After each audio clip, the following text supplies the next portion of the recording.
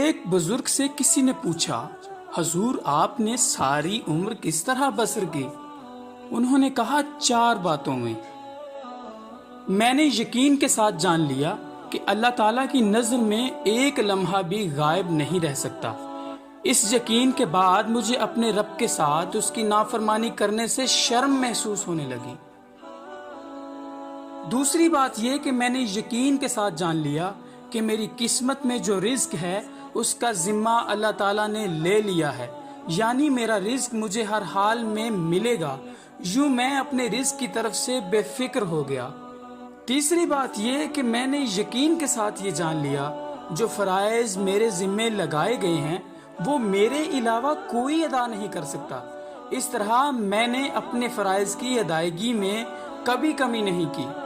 اور آخری بات یہ کہ میں نے یقین کے ساتھ جان لیا ایک روز مجھے ضرور مرنا ہے اور دوسری دنیا میں بہرحال جانا ہے، پس میں دوسری دنیا کو اپنے لیے اچھا بنانے کی کوشش میں لگ گیا۔